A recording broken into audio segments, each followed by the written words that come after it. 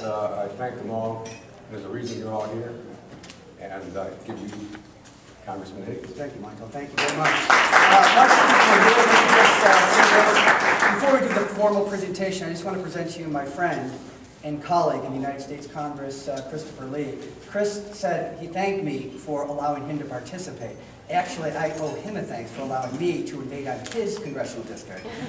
Chris is doing a great job in the United States Congress, and as I said, we're friends, and we're colleagues, and we're working together on behalf of Western New York. So with that, my friend, Congressman Chris Lee.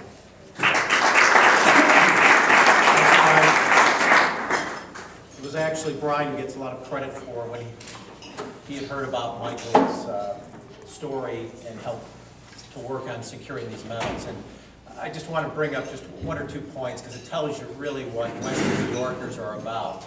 Because Michael is a man who, with so much humility and modesty, I've known him for quite a long time now, and he's never really talked about this issue, the medal issue, and there's nobody more deserving. A Western New Yorker who's done so much for this community, incredibly selfless, and has gone out and not only developed a wonderful business that's employed hundreds of people throughout this community, but he gives back. And for us, for Congressman Higgins and I to be here and just play a small part is a thank you for what he's done, not only serving Western New York, but serving his country and serving it to such a degree some 41 years ago.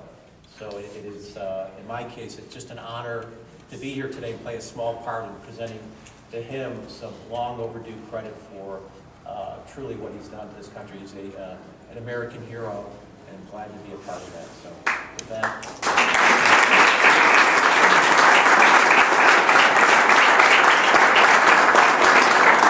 Thank you very much, Chris. I'll just give you the origins of how this came about.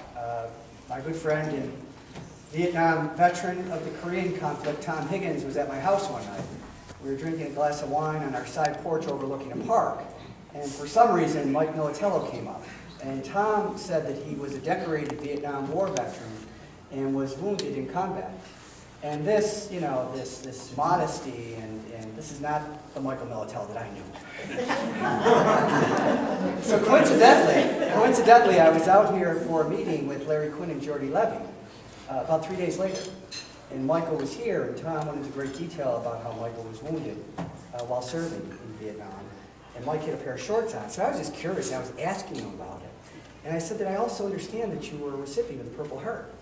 He said, yeah, but I never received it. So I didn't say much more. I went back and asked somebody from my staff to inquire with the Department of Defense to see if, in fact, not that I didn't believe him, to see if, in fact, he received the Purple Heart. And not only was he eligible for the Purple Heart, he was eligible for 5 other awards as well, which I think speaks to the modesty and the humility of the American veteran. And tomorrow is a day where Americans pause and give thanks to the great sacrifices that the American military men and women have made throughout our history. And in honoring Mike today, we honor all of them. So with that, let me just give you a little bit of a narrative, because this is a fascinating story in and of itself. This could only happen to Mike Militello. In 1968, Mike was a student at the University of Buffalo and was drafted to serve in the United States Army. His assignment with the Army's 25th Infantry took him to the front lines in Vietnam. Just 7 months into his service, on August 13, 1968, while serving as point man for his unit, Mike was confronted by an ambush. Bullets tore both his legs, knocking him off the trail and behind a tree, a move that probably saved his life. He returned fire and helped to drive his attackers into the open. But friendly grenade left him blind. Mike tied off the wounds to his legs with strands of his belt and pants and crawled back to the rest of his platoon, where he blacked out. He awoke to more gunfire and took another bullet through the left leg this time, Helicopter gunships came to support Mike, and he was lifted by medevac to a field hospital in Chu Chi, Vietnam. Surgeons and nurses fought to save Mike's legs, which suffered severe artery and other severe trauma. For the next 2 months, the wounded GI was treated in Army hospitals in Vietnam and Japan before being reassigned to the military hospital in Valley Forge, Pennsylvania. Here's where it gets good. In December of 1968, Mike was given a leave for Christmas, with the option of spending it in Buffalo with friends, in Buffalo's winter with friends in Miami. So, on December 19, 1968, he boarded an Eastern Airlines DC-8 bound for Miami. The next stop the airliner made, however, was in Havana, Cuba.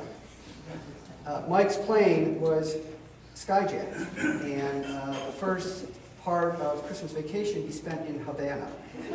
Mike and 2 other servicemen in uniform were isolated from the remaining 145 passengers and were interrogated for 30 minutes about American involvement in Vietnam by Cuban military officers. 10 hours later, Mike and his fellow passengers finally arrived to their safety in Miami. As I mentioned, there are 6 awards here. Let me just kind of go through them. Mike received the Expert Infantry Badge with machine gun, bar, and rifle, awarded to individuals in the Army meeting established testing requirements in the specialty of infantry or special forces. He also received the Republic of Vietnam Campaign Medal, the Combat Infantry Badge number 1, the Vietnam Service Medal, the National Defense Service Medal, and the Purple Heart. And I want to present these to Mike today before his friends and family, those of you who have loved him, those of you who support him, and those of you who have honored his service. It's 41 years too late, but I guess it's never too soon. Michael Militello.